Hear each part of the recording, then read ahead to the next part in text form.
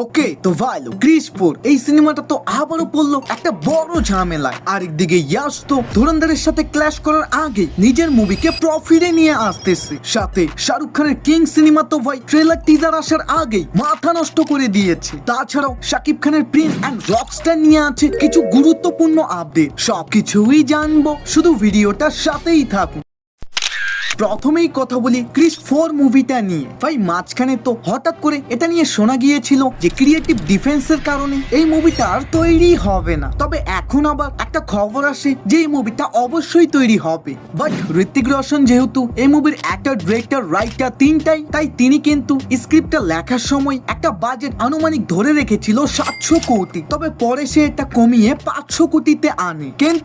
কিন্তু এতেও সমস্যা। ওয়াইআরএফ যারা এই মুভির প্রডিউসার, তারা আবার ঋত্বিকের উপর ক্রিস 4 এর জন্য এত বেশি ইনভেস্ট করতে চাচ্ছে না, যেটার কারণ আমরা সবাই জানি। অটু বলুন, বিক্রম বেদা বলুন, সোজা কথায় তার বর্তমান ক্যারিয়ার গ্রাফ অতটাও ভালো না। তাই আদিত্য চোপড়া ঋত্বিককে ডাইরেক্ট জানিয়ে দিয়েছে যে ক্রিস 4 এর উপর তারা 350 কোটির উপরে 1 টাকাও খরচ করবে না। যেটা শুনে তো ভাই ঋত্বিকের হাত কপালে, যে এত সব প্ল্যানিং সব জলে ডুবে গেল। ওয়েল তারপরও সে বেশ কয়েকটা স্টুডিওর সাথে কথা বলতেছে যদি বাজেট আরো একটু বাড়ানো যায়, বাট এর জন্য আবার মুভিটা আসতে আরো দেরি হচ্ছে। রিপোর্ট অনুযায়ী এখন শুটিংই চালু হবে 2027 সাল থেকে, তাই 2028-29 আগে তো এই সিনেমার আশা ভুলেই যান। এখন কথা বলি টক্সিক মুভিটা নিয়ে। ভাই সবাই তো ভেবেছিল 19 মার্চ ধুরন্ধর টক্সিকের অবস্থা না জাহিল করে দিবে, কিন্তু অন্যদিকে টক্সিক আবার অলরেডি নিজের প্রফিট কালেক্ট করা চালু করে দিয়েছে। মূলত Andhra Pradesh and Telangana theatrical right দিল রাজু 120 কোটি দিয়ে কিনে ফেলেছে। আর ভাই যারা এই ক্ল্যাশটা নিয়ে অনেক ভয়ে আছেন তাদের বলি, ধুরন্ধর পার্ট 2 কনফার্ম ইন্ডিয়ান মার্কেট কাঁপিয়ে রাখবে। বাট টক্সিক যদি আবার ভুলবশত ভালো বের হয়ে যায়, তাহলে এটা ইন্ডিয়ান প্লাস ইন্টারন্যাশনাল দুই জায়গায় ঝড় নিয়ে আসবে। কারণ মেকাররা কিন্তু এরকমই কিছু প্ল্যানিং করেছে যেন টক্সিককে না শুধু ন্যাশনালি, ইন্টারন্যাশনালিও সাকসেস করাতে পারে। এখন কথা বলি কিং মুভিটা নিয়ে। ভাই এই মুভিটা নিয়ে তো একটা মাথা নষ্ট আপডেট এসেছে, মানে যেই সিনেমাটার এখন পর্যন্ত ট্রেলার টিজারই আসেনি, তারপরও এটার হাইপ নেক্সট লেভেলের। রিপোর্ট অনুযায়ী ইন্ডিয়ান ডিস্ট্রিবিউশন রাইটের জন্য মেকারদের 200 কোটি অফার করা হয়েছে, এবং এটা নেওয়ার জন্য A A films, Yashraj films, Jio studio, PVR INOX, Dharma production ভাই সবাই লাইনে দাঁড়িয়ে আছে।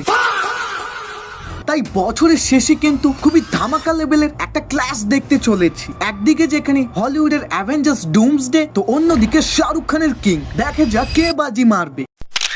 এখন কথা বলি প্রিন্স মুভিটা নিয়ে। ভাই এই সিনেমাটা নিয়ে তো আবারও বিভিন্ন রকমের রিউমার আসা চালু করেছে, তবে হ্যাঁ এর মধ্যে একটা কনফার্ম, ওই যে আমরা শুরুতেই শুনেছিলাম না মেকাররা প্রসেনজিৎ চ্যাটার্জিকে এখানে ভিলেনের জন্য অ্যাপ্রোচ করেছিল, ওই প্ল্যানটা এখন ড্রপ হচ্ছে। মেকাররা নতুন প্ল্যানিং করেছে বলিউড থেকে কোনো একজন অ্যাক্টরকে নেওয়ার, যেখান থেকেই আবার একজনের নাম উঠে আসে নওয়াজুদ্দিন সিদ্দিকী। না, এত খুশি হওয়ার দরকার নেই। জিনিসটা প্রথমবার শুনেই আমার একটু খটকা লাগলো যে এটা কি আদেও সম্ভব, কারণ এই বলিউড অ্যাক্টর প্রতি মুভির জন্য ফিস নিয়ে থাকে 4 থেকে 5 কোটির মধ্যে। আর ভাই যেখানে শাকিব খানকে প্রিন্সের জন্য 2.5 কোটি দেওয়া হয়েছে, তাই আমার তো মনে হয় না মেকাররা একটা ভিলেন ক্যারেক্টারের জন্য এত বেশি টাকা খরচা করবে। সেই সাথে শাকিব খানের এই রকস্টার মুভি নিয়ে আছে কিছু গুরুত্বপূর্ণ আপডেট। প্রথমত প্রিন্স মুভির কাজ শেষ হলেই মার্চ মাস থেকে এই মুভিটারও শুটিং মালয়েশিয়ায় গিয়ে চালু হবে। আর যদি রিলিজের কথায় আসি, তাহলে জানা গিয়েছে ঈদুল আজহারে এটা রিলিজ হতে পারে। বাট আমি একটা জিনিস বুঝলাম না, তাহলে সোলজার কবে আসবে? প্রিন্স সিনেমা যদি এই ঈদে আসে আর সামনের ঈদে যদি রকস্টার, তাহলে কি সোলজার মেবি কোনো ফেস্টিভ্যাল ছাড়াই রিলিজ হবে? ওয়েল